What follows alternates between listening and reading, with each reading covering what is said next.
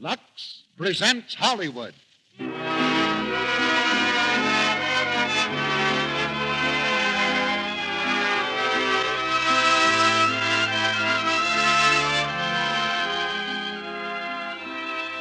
Lux Radio Theater brings you Douglas Fairbanks Jr. and Joan Bennett in Nothing Sacred.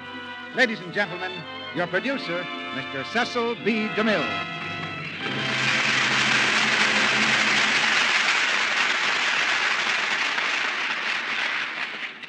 Greetings from Hollywood, ladies and gentlemen. Once upon a time, our own time, right now, there was a little nobody who suddenly found herself rich, famous, and in love. That's the story of Hazel Flagg in Nothing Sacred. And compared to her story, the adventures of Cinderella were as routine as a timetable.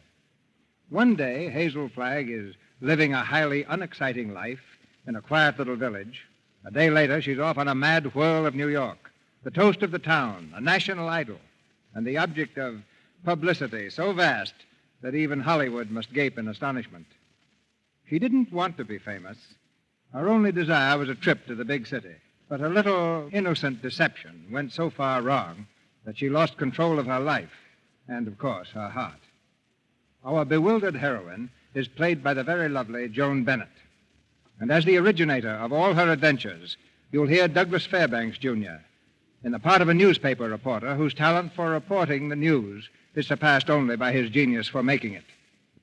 Many of you have asked for this play and these stars in your letters, and the postman is our number one advisor in this theater. Not long ago, he brought us a letter from one of the women of our audience. That's almost an adventure story in itself. She wrote, I traveled to Alaska recently by the Yukon River route. At the junction of the Yukon and the Big Salmon River, a quantity of freight was unloaded from the stern-wheel steamer Whitehorse. Along with sugar, flour, rice, and hardware, I saw a case of Lux toilet soap put ashore. Someone must have wanted it very much, for already it had traveled hundreds of miles by steamer and train, and from that point it was to go still further inland by plane. Then she adds loyally, of course Lux toilet soap has been with me on every mile of my journey. You know, it's loyalty like that which inspires us in this theater on every mile of our journey through the season. And now to begin an exciting evening. We ring up the curtain on Act One of Nothing Sacred, starring Douglas Fairbanks, Jr. as Wally Cook and Joan Bennett as Hazel Flagg.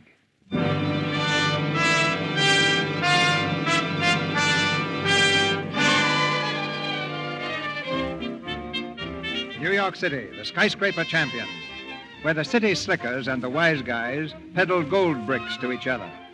One of these gold bricks is being peddled right now in the banquet room of a Park Avenue hotel. At a dinner in honor of the Sultan of Mazapan, in all his oriental splendor, the Sultan sits at the head of the table, while the Toastmaster, editor of the Morning Star, holds forth on his virtues. Ladies and gentlemen, when the Morning Star summoned you to this banquet, I realized there were only two people qualified to introduce the great man we're honoring tonight. Either my humble self or that pearl among journalists, Mr. Wallace Cook, my great friend and star reporter. Thank you. I want Mr. Cook himself to tell you of the great feat he performed, not only for the Morning Star and for the city of New York, but for mankind itself, in interesting our guest of honor in this great project. Thank you. As you know, ladies and gentlemen, our guest of honor, the Sultan, is a man of great culture. When I first approached him with our idea, he was in immediate accord. You know our plan, 27 halls of learning, 27 arenas of art, to be known as the Morning Star Temple. And for every dollar we contribute, our guest has pledged himself to give 10. Ladies and gentlemen, it is now my great honor to introduce to you a prince with a heart as big as his pocketbook. That fabulous and magnificent potentate of the Orient, the Sultan of Mazapan. Peace be unto you, my friends. Peace and blessings of culture. As Sultan of Mazapan, it has been my privilege. Let me see. That's all I ask. Just let me see. Quiet back there. What's the trouble? Where is he? Yeah, that's him. That's him, officer. What's the matter here? Do you realize you're interrupting the Sultan of Mazapan? That ain't no sultan. That's my husband. Take off them fancy clothes, big shot. Get on back to Harlem where you belong.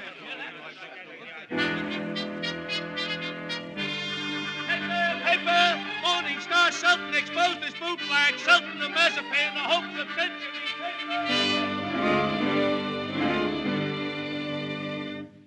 Sultan in rented robes tricks Morning Star. Sultan of Mazapan is Harlem boot black. Oriental potentate shines nifty shoe. Well, what have you got to say for yourself? I'm sorry, Mr. Stone. You're sorry. You're sorry, and the Morning Star is ruined. Well, my fine Oriental potentate, I'm not going to have you arrested. I'm going to put you on the payroll as a janitor. Thank you, sir. And I want you always present in the local room where my reporters and Mr. Wallace Cook can drink you in constantly as a warning against fakes. Yes. May I ask, ain't Mr. Cook a reporter anymore? I wouldn't like for him to lose his job. He was very nice to me. No, Mr. Cook has not been discharged, Your Majesty. For his own good and the good of the Morning Star, I have removed him from the land of the living. Mr. Wallace Cook is now editor-in-chief of the obituary column.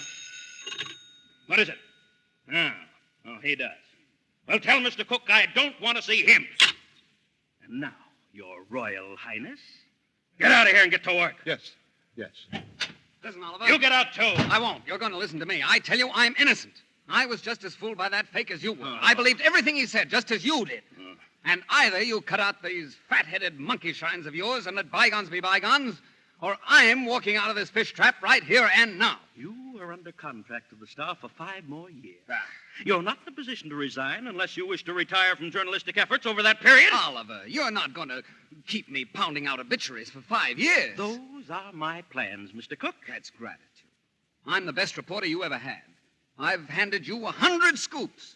It isn't fair, Oliver. It isn't human. Oh, shut up. Oliver, I don't like to say this, but the paper's going to rack and ruin without me. Look at this. What's that? An item from the second page. The second page, mind you. About a poor little working girl. Doomed to death from radium poisoning. Well, what about it? We covered it, didn't we? Covered it. Oliver, you're getting old. Look. 1, 2, 3, 4, 5, 6 lines on Hazel Flag. And a poor little small-town kid with a few months to live at the outside, doomed, death staring her in the face. What does she feel? What does she think? Doomed by radium poisoning. Don't shout at me. Listen, Oliver, there's a story in this kid that ought to tear your heart out. Where is it? Why hasn't the Star got it? I'll tell you, because I'm stuck behind a water cooler on account of some whim of yours. Listen, Oliver, give me a chance, will you? Say, help me. May I drop dead? I'll redeem myself. I ought to be shot for what I'm thinking. What are you thinking? I'm thinking that maybe you aren't the most tittering imbecile on earth. I'm thinking that maybe you've learned your lesson. Oliver, say, help me. I'll go up and see that kid tomorrow. I'll dig you up a story that'll make this town swoon. Here's my hand on it. All right. I'm a sucker, but go on. Redeem yourself. Thanks. You won't regret it, Oliver. If I don't come back with the biggest story you ever handled, you can put me back in short pants and make me the marble editor.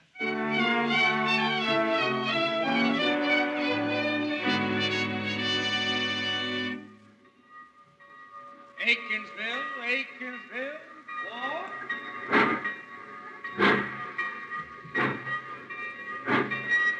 Good morning. I said good morning.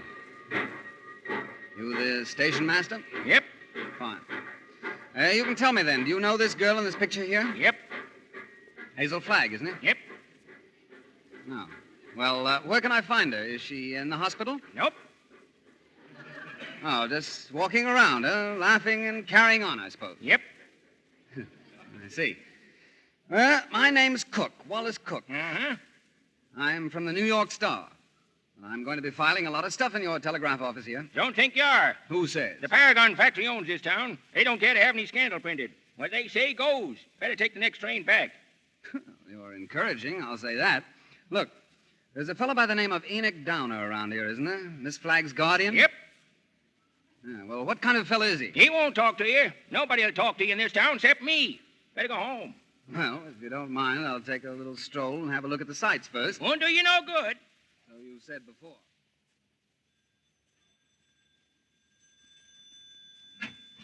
Yeah?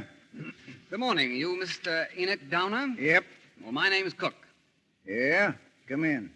Thank you, Mr. Downer. I'm up here from New York. Yeah? Yeah.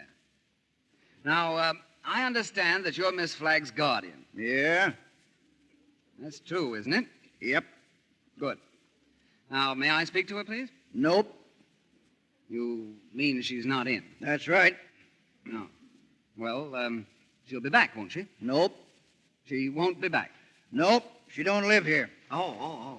Well, could you tell me where I could find her? Where'd you say you were from? New York. Now, if you'll just tell me where I could You possibly... know what I think, young fella? I think you're a newspaper man. I can smell 'em. I've always been able to smell 'em. Excuse me while I open the window.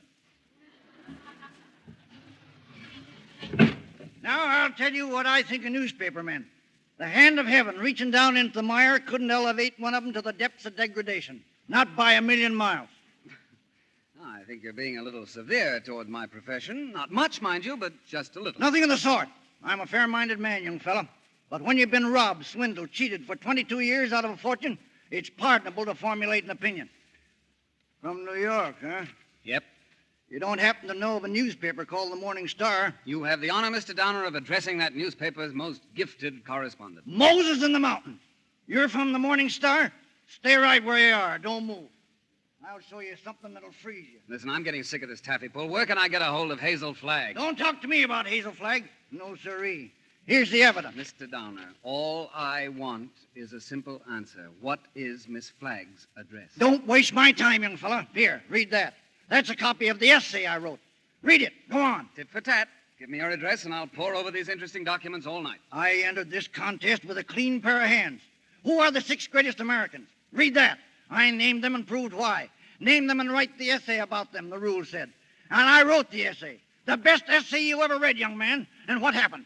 Did I win the $10,000? No, siree. Did I win $5,000? Did they even try to save their faces by giving me one of the smaller $1,000 prizes? Not that gang of chicken thieves. Here's what they gave me. Read that. A check for $1. Young fella, for 22 years, I've been... Downer, try to be reasonable. You can't harbor a grudge for 22 years. Besides, maybe it wasn't the best essay sent in. What's that? Well, it's a difference of opinion that makes horse racing, isn't it? And if everyone thought alike about things, all the men would be trying to marry the same gal. And what's more... Don't try to talk me out of this, young man. This is my grudge, and I'll harbor it till the day I die. But you can't blame a newspaper. Wait and see, that's all. The Morning Star had its chance to win my respect 22 years ago. They saw fit to pass it up. Very well. I'll prove to them before I die who the 6 greatest Americans are and who wrote the best essay. I could do better in darkest Africa. Good morning. Good morning. Oh, I beg your pardon. Oh, it's all right. Say, wait a minute. Aren't you Miss Hazel Flagg? I want to speak to you. Excuse me, I can't talk now. Oh, but listen, wait. Good morning, Enoch. Morning, Hazel. Come on in and sit down. Just had a young fella in here from New York, fresh as paint. I just stopped by at Dr. Fennick's house. Did you see him? No. He was supposed to have those new x-ray plates this morning. Yeah, he's got 'em all right. He has? Yeah, he was here a little while ago. Thought he might find you. Oh. Now, you don't have to stand there looking so dramatic like Eliza crossing the ice. Sit down. I got some news for you. Oh, I can't help feeling a little bad. You couldn't either if you were going to die. Well, you can stop giving yourself the airs of a dying swan. According to the new x-ray plates, you ain't gonna die. Unless you get run over or something. What? You heard me. I don't like to chew my cabbage twice. Enoch, I'm not going to die. That's what the doc says. You're fitter than a fiddle. And stop gawking at me. Oh, I've got to cry, Enoch. I can't help it. Come. This ain't no way to behave. You'd think it was bad news instead of good. Oh, but Enoch, it's so sudden. Well, the doc was mighty pleased. He says that first diagnosis was a mistake. Says he got so he was seeing radium poisoning everywhere. Oh, I've been awfully brave, haven't I, not to cry before? Please say I have. Well, now that it's all over, I don't mind telling you, Hazel, I felt kind of sorry for you. Sort of. I've been under a great strain. You know, I don't know what I'm so happy about, Enoch. It sort of spoiled my trip. Huh? What trip's that, Hazel? Well, I was going to take that $200 you get for dying in Aikinsville and go to New York and blow it all in and die happy. And now I've got to stay in Aikinsville. Well, if that ain't a nice thing to say. So that's your gratitude for being snatched from the jaws of death. Oh, I don't know whether I'm happy or miserable. I'm all mixed up. Oh, I'm terribly grateful to Dr. Fennick, of course, only it's kind of startling to be brought to life twice, and each time in Aikinsville. Goodbye, Enoch. Well, I'll be darned. Miss Flagg. Oh, Miss Flagg, I'm Wallace Cook from the New York Star. I've come to see you. I know it's hard for you to talk, but if you'll just listen to me a little while... I have nothing to say now. It's sort of too late. I know how you feel, Miss Flagg. I won't ask you any questions about your ailment. Oh, that's all right. We just heard something. The new x-rays have come, and they prove that the diagnosis... Oh, please don't cry. I was thinking while I was waiting for you to come out. I have an idea. I want you to come to New York with me. Huh? As my guest, as the guest of the Morning Star. Now, don't say anything till I tell you. Oh, I won't say anything. If you were my sister or somebody close to me, I'd take you out of Aikinsville dead or alive, Miss Flagg. Oh, I've always wanted to see the world outside before I mean... Oh, it's tragic. You've lived here all your life, huh? Twice that long. You poor kid. You've never been in New York. Huh? Well, my grandmother took me when I was 3, but I didn't appreciate it. Listen, we'll show you the town. We'll take you everywhere. You'll have more fun than if you lived 100 years in this moth-eaten yep and nope village. Oh, that's so very true. Is it a bargain? Oh, I don't know. It would be imposing on everybody and... Imposing? In what way? Well, I just thought it would be wrong to make people sad. I mean, I'd be kind of a killjoy, wouldn't I? Listen, I'll be frank with you. Even if I sound like a ghoul, you'll be a sensation. The whole town will take you to its heart. You'll have everything you ever dreamed of, and you'll have it on a silver platter. You'll be like Aladdin with a magic lamp to rub. You mean they'll like me just because I'm dying? Well, that's a cruel way to put it. No, they'll like you because you'll be a symbol of courage and heroism. Well, we'll talk about that on the plane. An airplane? You mean we're going to fly there? Sure, we haven't much time. Oh, I'm sorry. I mean, the sooner you get there, the more time you'll have to enjoy yourself. You know, I was going to go before. I saved $100. Listen, $100 million couldn't buy you the fun the Morning Star can give you. Come on. Oh, no, I got to take him with me. Who? Enoch, Mr. Donna. You wait here. You won't go away, will you? Nope. I'll go ask him. Will you wait here? Yep. Enoch! Enoch! Listen!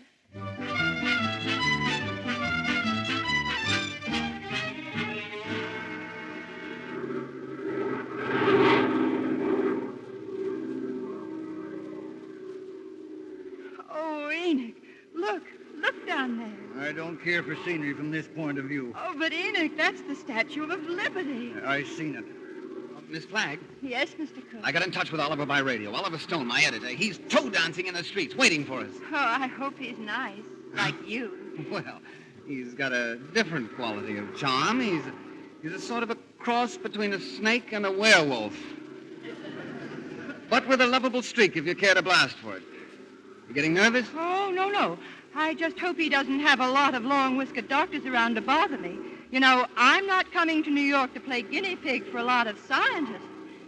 Everybody knows that radium poisoning is incurable, so why waste any time in that direction?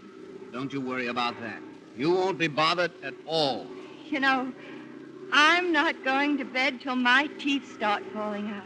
That's when I begin worrying, isn't it, Enoch? It's as good a time as any. How are you feeling now, sailor? Hunky-dory, Skipper. Look, there's New York. Oh, There she is in all her beads and ribbons. And you're really going to see it right. Oliver's worked up a demonstration. New York's going to lay its heart at your feet. While the whistles blow, the bands play, and the cameras grind. How about you, sailor? Anything you care to say before we go into action? I'm going to have a marvelous time. Whatever happens afterwards, or I mean about my teeth falling out and all that, I'm going to have fun first. I am. Well, if that doesn't make them cry, nothing will. Cry? Why should they cry? Because you're the bravest kid that ever lived. And there's no fake about it this time.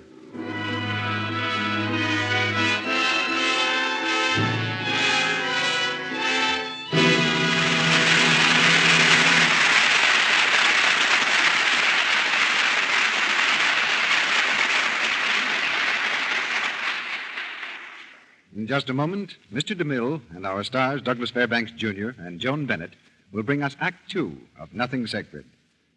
And now here's Libby Collins, our Hollywood news reporter, just back from a scouting expedition over at 20th Century Fox. Well, what's the good word, Libby? The good word this week, Mr. Ruick, is about one of the most promising young starlets in Hollywood. See if you can guess who she is. Her 21st birthday is day after tomorrow. She's a lovely natural blonde with violet blue eyes. She's exactly 5 feet 4 inches tall, weighs 120 pounds, and best of all, she has a lovely, creamy, smooth complexion. Let's see. 21 this Wednesday. Blonde, lovely complexion. Of course, she's a Lux girl, Libby. Of course, that's an easy guess, with nearly every star in Hollywood using Lux toilet soap. But that doesn't say who she is, so I guess I'll have to tell you. She's Mary Beth Hughes. Mary Beth Hughes. Oh, I should have guessed. But tell us more about her, Libby. Well, Mary Beth is working very hard for a career that her grandmother can be proud of. Her grandmother? Yes. You see, her grandmother was Flora Fosdick. She played with Ethel Barrymore, was in Grand Opera at one time. Mary Beth says it was listening to her grandmother's recollections of the theater that made her want to become an actress. She began studying for the stage when she was just a little girl. Later on, after experience in stock company production, she came to Hollywood. Some chances to play bit parts followed. It wasn't long before her striking appearance, her ability, and personality gave her the part of a young wife and 4 sons.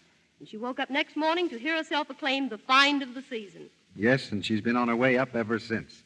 Her new picture is Sleepers West, isn't it? That's right, Mr. Ruick. Well, that's a very interesting story you've told us, Libby. Yes, and here's something else that will interest you, Mr. Ruick. Mary Beth says she uses Lux soap every day.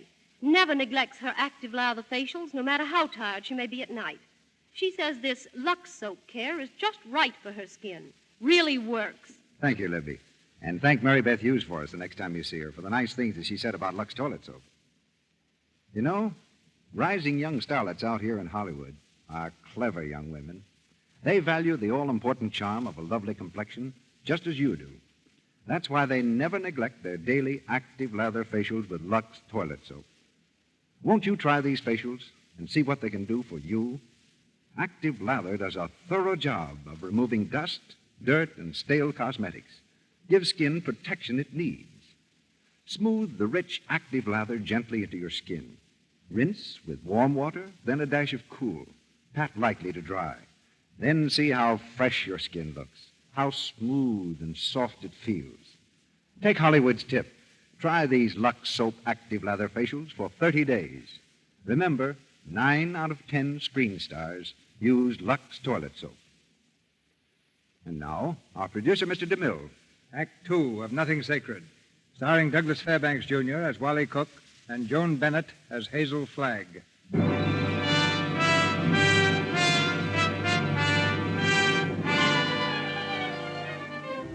New York has taken Hazel Flagg to its heart.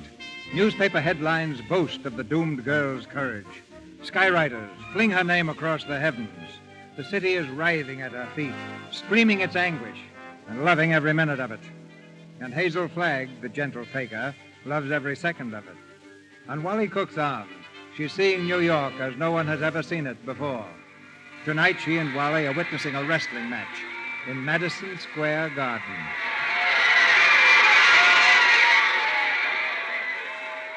Wally, look, that big ape. He's going to break the other man's arm. Wally. Here, don't excite yourself too much. It's just a fake. What'd you say?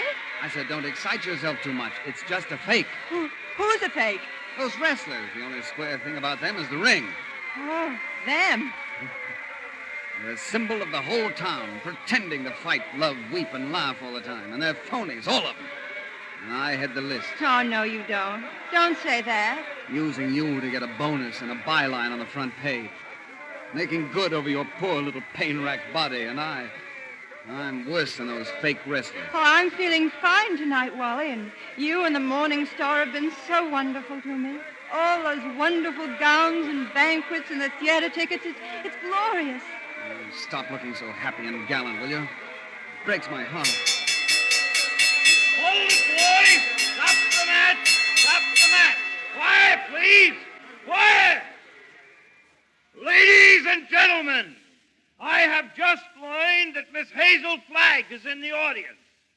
I would like to ask this distinguished gathering to observe 10 seconds of silence in respect for Miss Flagg, Let her go, Mike.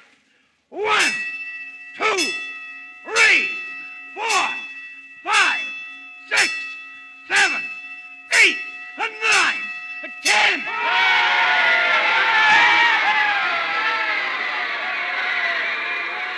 Wally, they're so sentimental.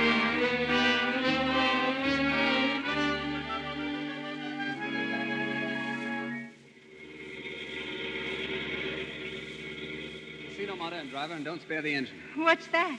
Another nightclub? Yeah, they're having a Hazel Flag night. Oh, everybody's being so nice to me. And you're the nicest. Yes, I'm a real little Boy Scout. Mr. Cook, could I get personal? No, that's what we're here for, to get personal. Proceed. Well, I asked several people, but they didn't know Didn't know what? if you were married. The answer in capital letters is no. N-O. N.O.? N-O. Oh, I see. I don't suppose newspaper men marry as a rule. Not after they're 14 or 15. That's the dangerous age for journalists. His ideals are not yet formed, and he falls easy prey to elderly waitresses. But once his finer side is born, he waits. For what? For the sound of the fire alarm, Miss Flagg waits to go rushing off to the fire. What fire is that, Mr. Cook? Love. Oh. Oh, I used to hear about that in Aikinsville. Yes, it's gotten around.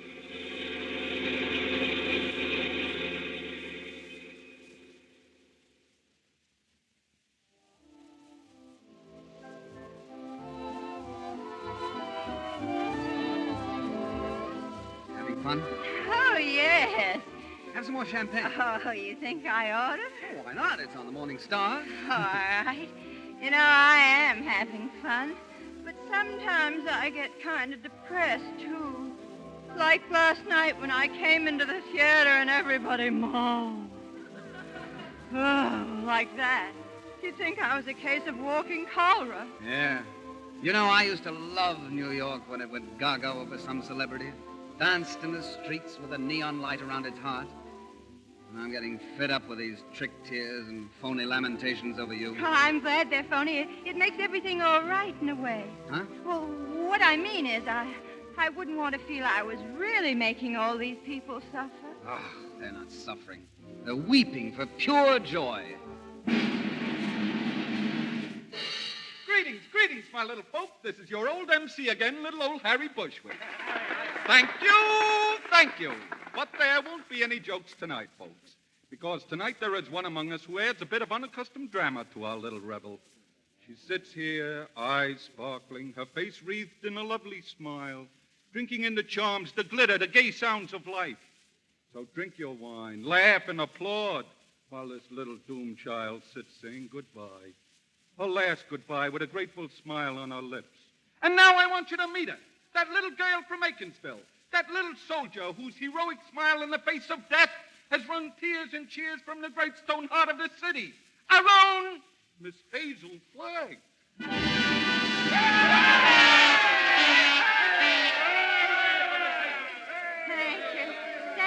Thank you, ladies and gentlemen. Ladies and gentlemen, all I want to say is, oh.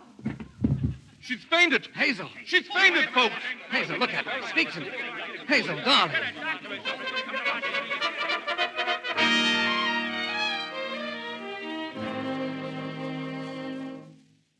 do you say, Enoch? She's going to be all right, Mr. Donner. The doctor's on his way over. Now, if you fellas will just run along home, I'll let you know. No, I'm going to wait. Is it... You suppose it's come, Enoch? Yes. Tell the doctor we want to know the worst. We don't want him to spare our feelings. We've got a press in 15 minutes. Oh, shut up, will you? I'll have to get back in there now. She's been asking for me. Let us know, Enoch. We'll be waiting. Hazel. Wake up. Open your eyes. Oh, Enoch. Where am I? I'm disgusted with you, Hazel. Getting drunk in the middle of a memorial. I'm not drunk. Just had one little sip or so. And then all those buffaloes ran over me. What buffaloes? I might have been trampled to death. Don't yell. Somebody respectable could see you now. That would be pretty, wouldn't it? Shame on you. Take your shoes off. Take 'em off yourself. There's 3 o'clock in the morning. Quiet. I danced the whole night through. Be quiet, I tell you. That editor fellow is right outside. You want him to hear you? Let us know. Well, it's getting late. If anything happens to her, we'll have to tear out our front page. That's all that counts to you, isn't it? You bird brain. You've got a headline for a heart. That poor, gallant little kid standing in front of that goofy crowd. Smiling. Just smiling. Don't waste copy on me, Wallace. Oliver, there's the sweetest, loveliest kid in there that ever lived. Yes, you said that before, Wally. I'm through. I can't play Paul Bearer any longer. I'm resigning. Oh, here he is. Well, Mr. Downer, is she gone? She's all right, gentlemen. She's sleeping like a little baby. Oh. Are you sure? Just as if nothing had happened. She'll probably be fitter than a fiddle in the morning. What? What's that? Dear, dear, dear. Delirious again.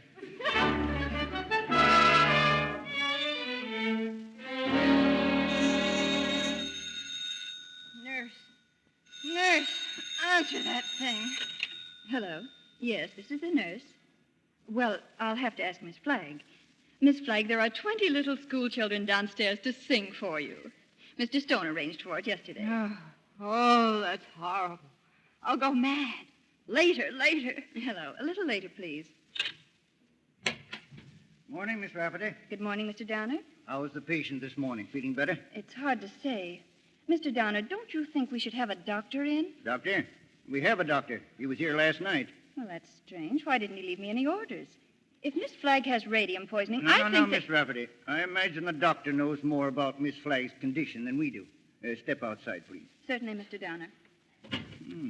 That young lady's getting a little too inquisitive. Oh, Enoch, I wish we could have a doctor. I feel awful. Now, I brought you something. Raw eggs. Just what you need. Now, drink 'em right down. They'll settle your stomach. Oh, Enoch, what's the matter with me? Nothing much. You've got what is known as a hangover. I've got something worse than that. I've got a conscience.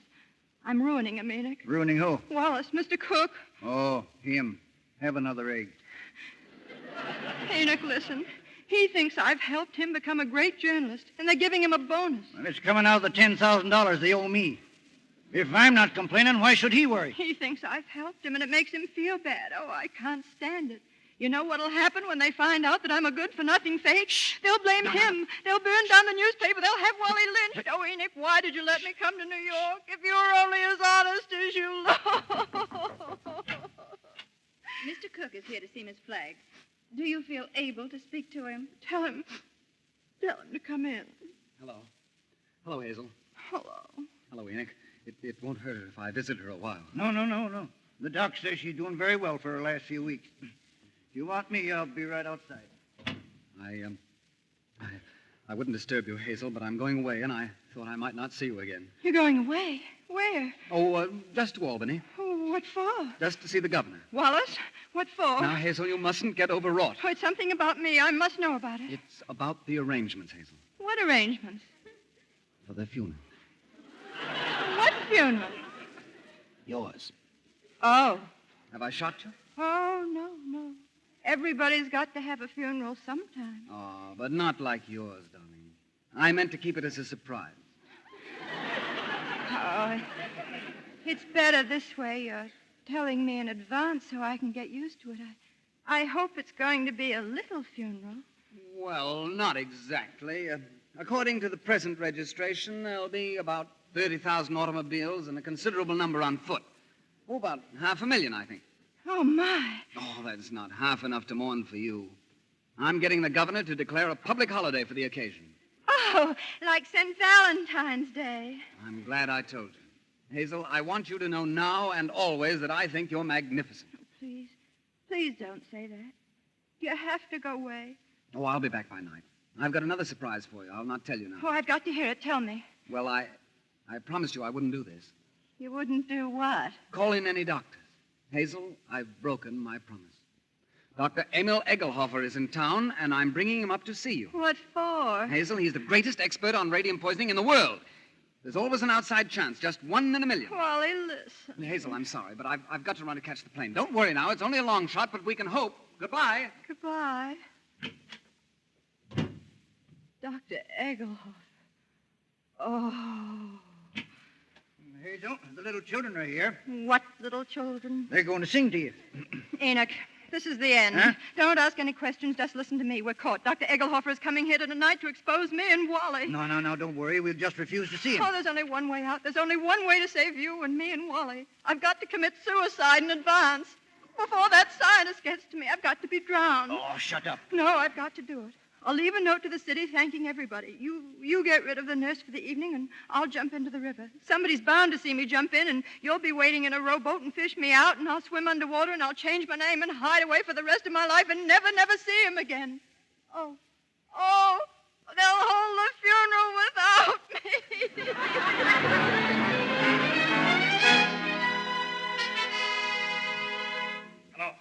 Hello. Where is he? Well, find him. I've got to find him. Hey, Oliver, I spoke to the governor. Never mind. He's here now. Wally, she's double-crossed us. Who has? Miss Hazel Flagg. She's gone to some other paper? She's gone into the river. Listen, you weasel brain, what are you trying to tell me? Hazel Flagg has committed suicide. I don't believe it. The hotel maid found her suicide note. The clerk saw her leave the hotel 5 minutes ago. We've got to stop her. Get the fire department. Tell them to cover the waterfront from the Battery to the Bronx. Tell him yourself. I'm going to look for her.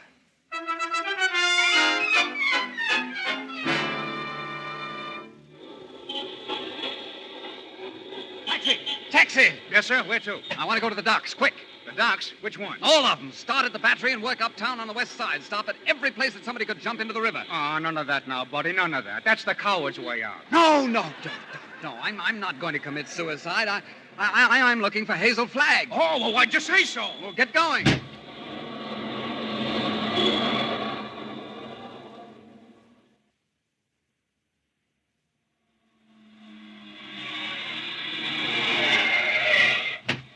Here's another dock, mister. All right, wait here. Now, listen, buddy. This is like looking for a needle. The whole city's out searching for that Flagg dame. You'll never find her. I'm still trying. Be right back. Hey, wait a minute.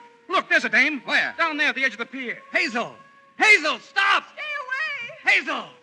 Hazel! Come on. Let me go. You're not going to jump. You're coming with me. No. Let me alone. Listen, I'm not going to let Look you... out or we'll both fall in.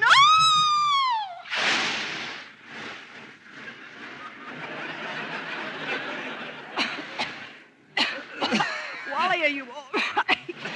Sure, I'm all right. But I can't swim. Wally, keep your head up. I'll save you. Hang on to me. Hang on. Here, grab hold of my arm. No, save yourself. I'm all right. I'm hanging onto the pier. Pull yourself up, Wally. There's a platform under the pier. You first. Go on.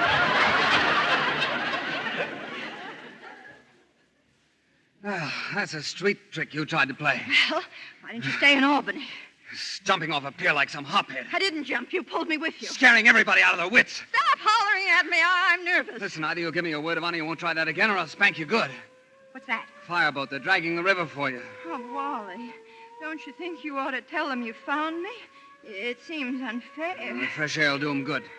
I want to talk to you. Wally, are you really mad at me? I'm mad at myself, drooling away to you about the funeral. That's what drove you to it. Oh, to be really frank with you, Wally, it wasn't that at all. Oh, darling, I'd love to just sit here with you for the rest of my life. Hazel, will you marry me? What? You heard me. Will you marry me? Oh, Wally. Come on, answer me. Oh, but darling, there's no future in it. Oh, don't talk like a half. I don't care about the future. Oh, Wally, if things were normal, No, I mustn't. Don't ask me. Just kiss me and let it go at that without ruining your life. Listen, what is there better to life than we've got? A handful of perfect hours.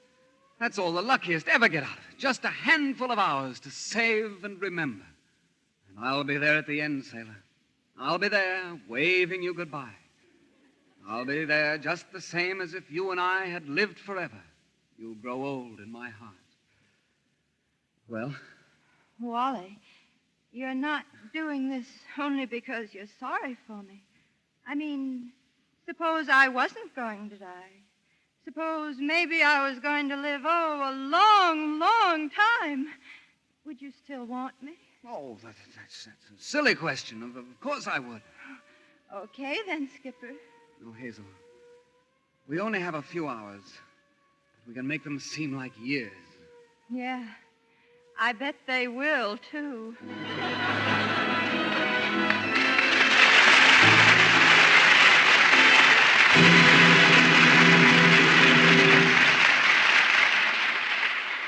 After a brief intermission, Mr. DeMille and our stars Douglas Fairbanks Jr. and Joan Bennett return for Act 3 of Nothing Sacred.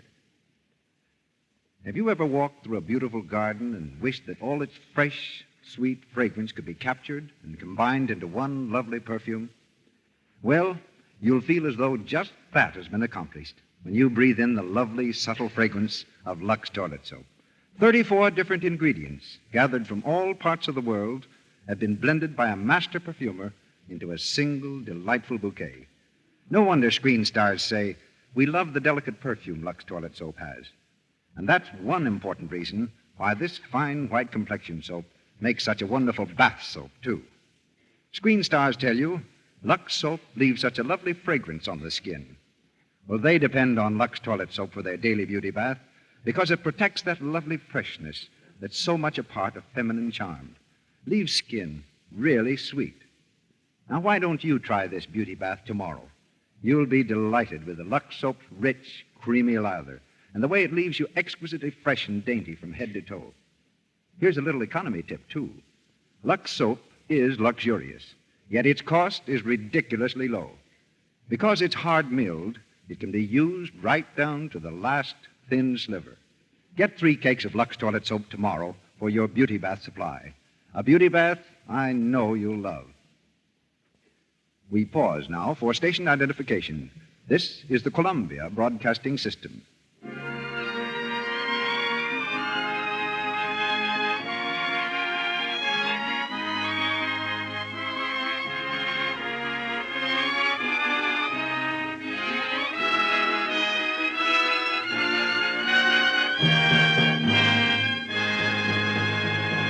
The curtain rises on the third act of Nothing Sacred.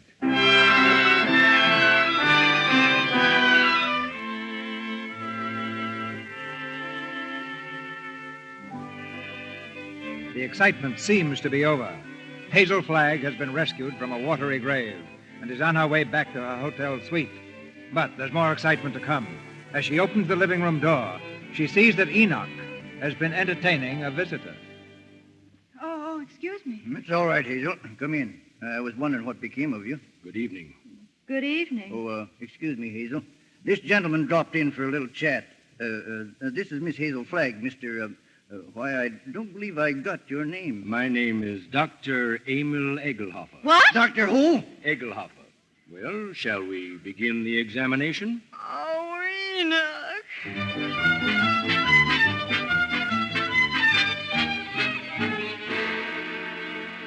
Now, wait a minute, Dr. Egelhofer.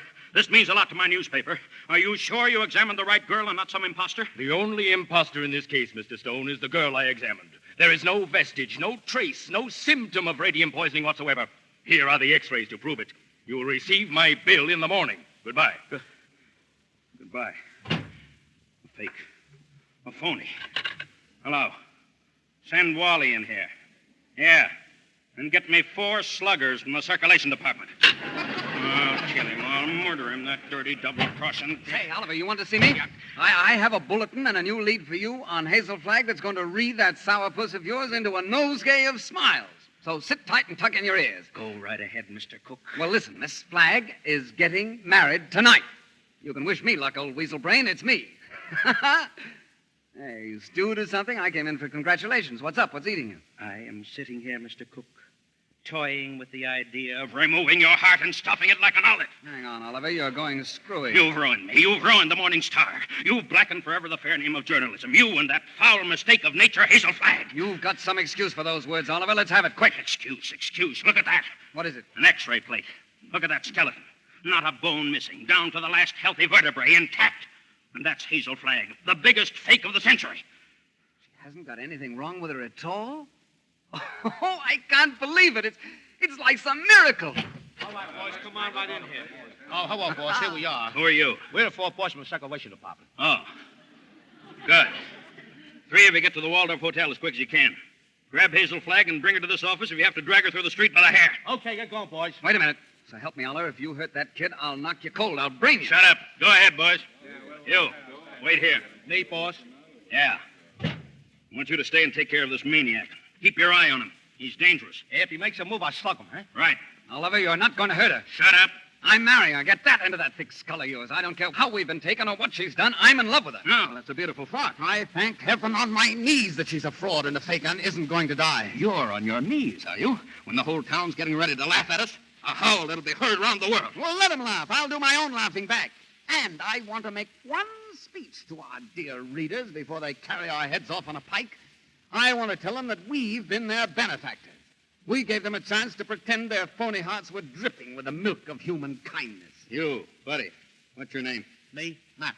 I want quiet in this office, Max. Quiet, so I can think. So Hazel Flagg's a fraud, eh? Gag him. Come here, Sonny. Well, when you start yelling foul, remember she was just a circulation stunt for you. Quiet now, Bob. Let me go. You used her like you used every broken heart you've ever found. I'm getting sore now. To inflame the public and help sell your papers. That's enough, slug. Thank you, Max.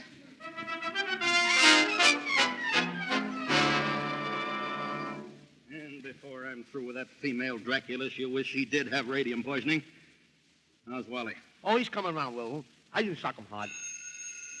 Hello? Hello, who? No. No, who? Well, who's Mo Levinsky? Oh, that's my brother. You sent him over to get our girl, remember? Oh, listen, what's that? Get the mush out of your mouth, man. Speak up. Oh, he's a dumb cock, Mr. Stone. You better let me talk to him. You just get him all excited and he's done. All right. Hello, Max. This is Mo. What's on your mind? Uh-huh. Oh, that's a shame. Well, what is it? What is it? I'm getting it. Go on, Mo. Take it easy. Uh-huh. Uh-huh. You don't say.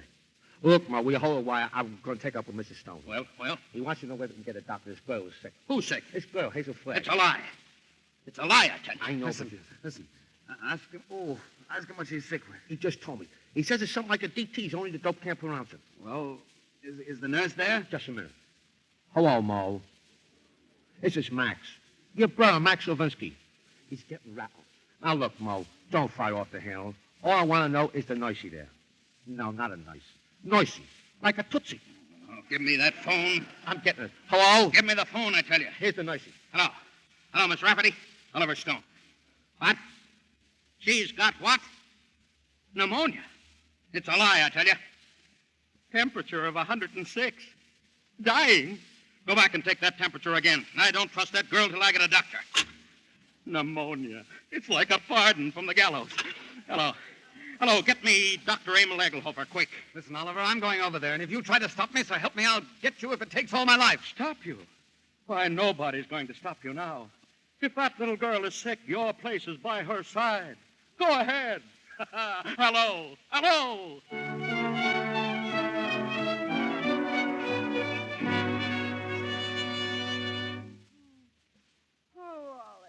I'm so glad you came. Oh, you are. Well, cut out the shenanigans. We haven't got any time to waste. Oh, Wally, I'm on fire. Keep quiet for a minute and listen. Egelhofer's going to be here in 10 or 15 minutes. Dr. Emil Egelhofer. Oh, Wally, what'll I do? I knew you were faking the minute I heard about that temperature. Oh, Wally, they were going to arrest me. I couldn't get away. I put the thermometer under hot water and threw a fit. Oh, Wally, you hate me. I knew you'd hate me. I told you. Well, let's not go into that now. Egelhofer, he'll expose me again. Keep your head and listen to me. You hate me. Oh, keep quiet. Must have been a lot of fun playing me for the world's prize chump. Wallace Cook, king of the booze. I didn't mean it, really, I didn't. Now, keep quiet and listen to me. Get out of bed. No, let them arrest me and put me in prison. You won't hate me so much if I'm behind the bar. Listen, my dying swan, this is no time to stop faking. Get up. Ouch! You're going to have pneumonia, and you're going to have it good. You want me to stand in front of the window and catch cold? No, that'd take too long. We've got to raise your pulse to 160 quick. We've got to have you gasping and panting and covered in a cold sweat inside of 5 minutes. How? We're going to fight. Fight! Come on, Delilah. Up with your dukes. Oh, I can't. I'm sick of faking and lying. Stand up here and fight. Oh, what's the use? Why fool them any longer? Because I love you. Ouch! You hit me. Because I'm going to marry you, and I don't want to spend my honeymoon hanging around Sing Sing, blowing kisses to you in the exercise yard. Come on, stop dogging it. You've got to be bathed in perspiration. Get going, you little crook. Oh, call me a crook. You and your crooked newspaper. How do you like this? That's a baby. Come on, keep moving. Oh, I'll kill you. Dragging me around like I was a prize pig with a blue ribbon. There's no blue ribbons on you, baby. Just a big yellow sign marked fake. Oh, I'm a fake, huh? I'm a fake. What are you and that phony Santa Claus Oliver Stone slobbering and drooling over me? That's for the Morning Star. That's for your Aunt Mary. Keep on. Keep moving, my little fraud. Oh, I'll never forgive you as long as I live. I'll kill you. I hate you. I just hate you. You're You're going to have plenty of reason to hate me. I'm going to show you cards and spades in lying for the next 50 years. I'm going to pay you back for every lie you ever told. I'm going to flirt and lie and cheat and swindle right through to our golden wedding. Yeah. Let me just hit you once. All right, come on. There's the girl. Faster. That's the girl. Keep moving. Oh, I'm getting dizzy. Oh, yeah, that's fine. Now, listen to me. And listen carefully. When you come to, I want you to remember what I'm telling you. What do you mean, come to? I mean when you regain consciousness. I want you to keep up with that old fake. See, you're dying. Yeah. Let me just stop you once. Just once on the jaw, and I don't care what happens. I just heard the elevator door. They're coming. Now, don't forget about the fake. Yeah. Say goodnight to Papa now. What are you going to do? This.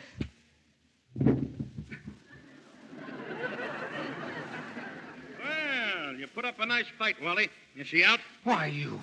Where have you been? I stepped in the door at the beginning of round 2. You mean to say you saw the whole thing? From the beginning, Mr. Cook.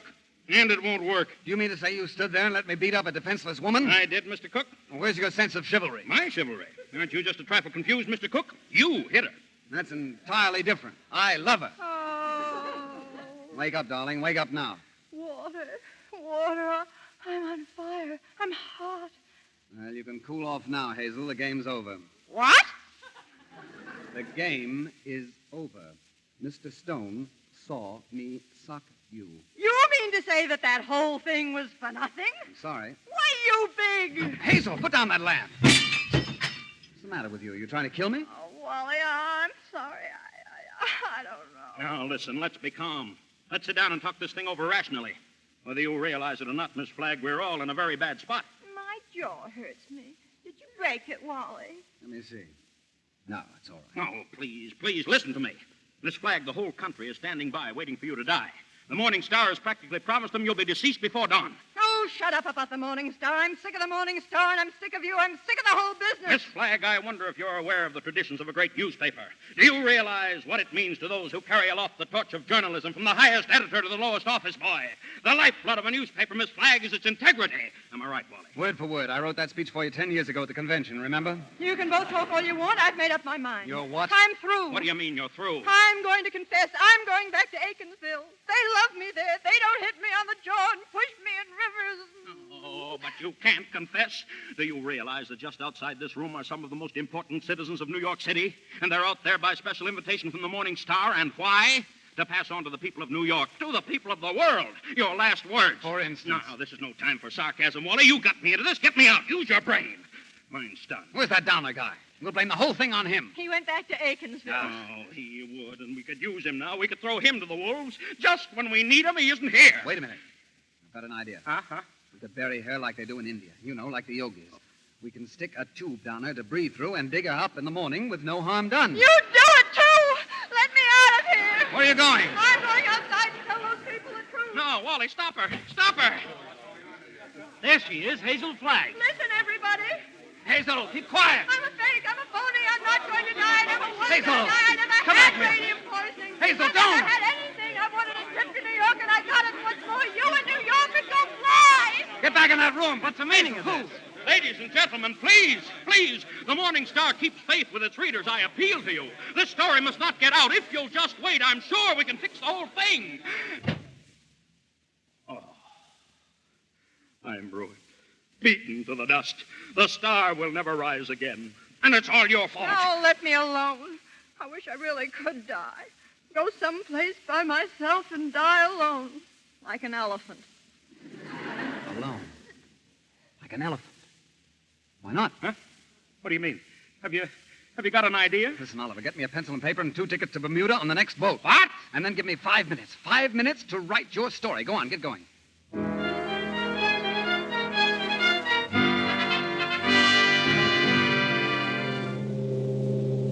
Here it is in the ship's news. Reprinted from the Morning Star. Read it.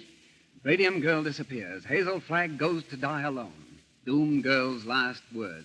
Quote, "Dear New York, we've had a lot of good times together, you and I, but even the best of times must end. And so I have gone to face that end alone. Goodbye, dear New York. Sincerely, Hazel." Unquote. Oh, it's very sad, isn't it? Very. And look at this radiogram from Stone. Hazel's funeral held today. Stop. Great success. Love and kisses. Oh, how are beautiful. I wonder if I got many flowers. Truckloads. Oh, it's nice to know that people love you. I'm a little touched myself. Are you happy, Mrs. Cook? Ecstatic, Mr. Cook.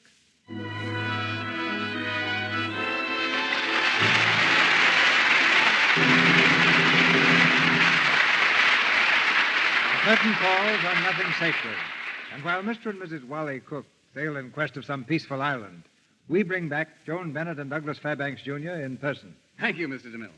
Oh, and Joan, it's really been a great pleasure to do this play with you. By the way... Yes, Doug? Did anyone ever tell you that you look exactly like that girl who created such a stir in New York? Who was that, Doug? Let me see. Her name was, oh, yes, Flagg, Hazel Flagg. Strange. I don't remember anyone of that name. Perhaps it's a case of dual personality, Doug. Right now, she looks and talks like Joan Bennett. Now, perhaps this will convince you, Mr. DeMille. Something I was going to tell you about Lux Soap. Oh, go ahead, Joan. We won't stop you. All right.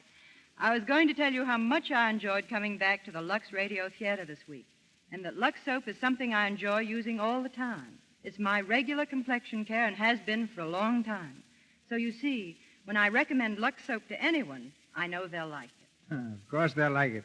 They like Lux Soap. If you could see the mail in my office, you'd be surer than ever. What's on the schedule for next week, Mr. DeMille? Next Monday night, Doug, we have two stars who've never appeared in the Lux Radio Theater before, Tyrone Power and Annabella. And our play is that engaging comedy, The Rage of Manhattan. It's a romantic mix-up with Annabella as a beautiful and likable fortune hunter and Tyrone Power as the fortunate young man who loves her in spite of everything. A perfect cast for The Rage of Manhattan next Monday night. Well, as far as I'm concerned, Tyrone Power and Annabella are the perfect answer for an evening's entertainment. So I'll be listening at home next week. Good night. Good night, everyone. Good night. Your return ticket is good any time.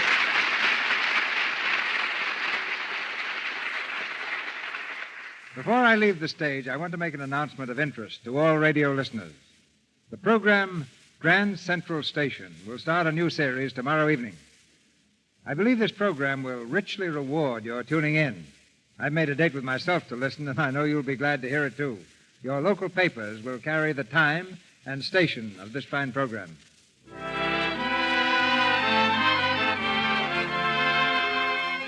Our sponsors, the makers of Lux Toilet Soap, join me in inviting you to be with us again next Monday night when the Lux Radio Theater presents Tyrone Power and Annabella in The Rage of Manhattan. This is Cecil B. DeMille saying good night to you from Hollywood.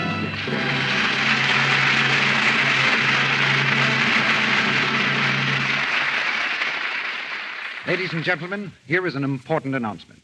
All services of the Red Cross, so tremendously important to national defense, here at home, in this country, depend on your memberships volunteered during the annual roll call. These are troubled days. Every American should belong. Join the Red Cross now. Heard in tonight's play were Eddie Waller as Enoch, Lou Merrill as Mr. Stone, Edward Marr as Max, Charles Seal as Dr. Egelhofer, Ann Tobin as nurse, Edwin Max as Bushwick, Arthur Q. Bryan as fight announcer, Jack Carr as Ernest, Warren Ash as taxi driver, and Bernice Pilot as Mammy. Douglas Fairbanks, Jr. is currently starring in the Columbia picture Angels Over Broadway, of which he was also associate producer. Joan Bennett will soon be seen in the Edward Small production, The Son of Monte Cristo. Nothing Sacred was produced by David O. Selznick, the producer of Rebecca and Gone with the Wind, which is shortly to be re-released. Our music is directed by Louis Silvers, and your announcer has been Melville Ruick.